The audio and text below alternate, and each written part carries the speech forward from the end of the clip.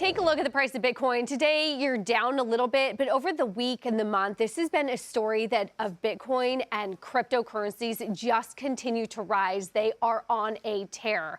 Take a look for the week alone. You're up almost 13%. That's where we're going next with Anthony Pompliano, an entrepreneur, a Bitcoin bull, and the founder of Professional Capital Management. And I'm pleased to say he joins me now.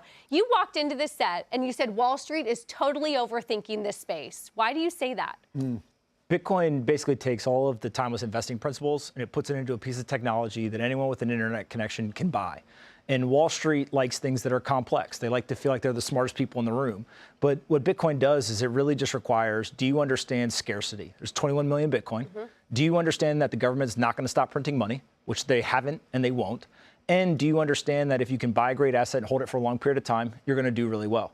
And so Wall Street likes to trade. Wall Street likes to drive revenue. Wall Street likes to create options. Wall Street likes to create leverage. Wall Street likes to create paper Bitcoin. All of those things actually distract you from the one thing, which is people who have bought Bitcoin and held it for a long time, they've done best. Okay, so you've called Bitcoin a savings account. All right, and I hear what you're saying, but the volatility on this thing is way too high for anybody to call that a savings account. I mean, you may like it, but I think that's a bridge too far right now, isn't it? Over the last 30 years, the U.S. dollar has lost 50% of its purchasing power. So in my lifetime, $1 now buys you 50% or 50 cents of service and goods.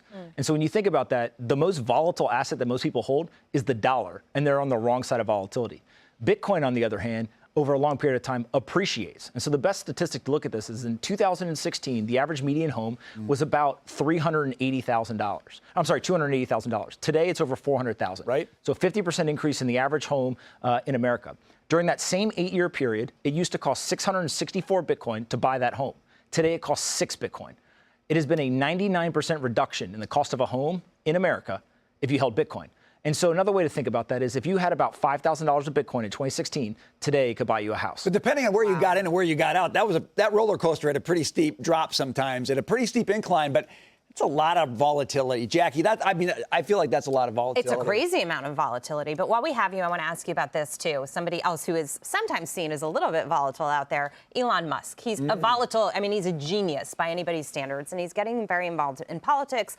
He has said he's a self-professed Democrat, but he really believes in what Donald Trump is doing this time around. He's going to be stumping for him in Pennsylvania, which will be crucial. Your thoughts on Musk as a businessman, stepping into the political arena? Elon Musk is the best entrepreneur of our generation. I always like to quote, show me a genius that's not crazy. Right? Of course, he's going to be a little out there. Now, what I do think is really important is at the exact same time that this man is building reusable rockets, he's building tunnels, he's building autonomous cars, he's building the humanoid robots, he's building brain-computer interfaces, he's got a free speech platform, et cetera. He's doing all that stuff. How does he still have the time for politics? I have no clue. But what I do also understand is that there's a lot of people in the business world who are saying to themselves, they believe that this election is really important. And so they're going to go out there and they're going to go put money and time. And so the money donation to me is actually not that kind of important because they're just stroking a check. They don't think about it again. Taking the time to go out and go to rallies and go and talk and spend all of that energy to do that. He said he would knock on doors. Again, if you're the richest man in the world, you've got a massive platform. Saying is almost as important as doing it.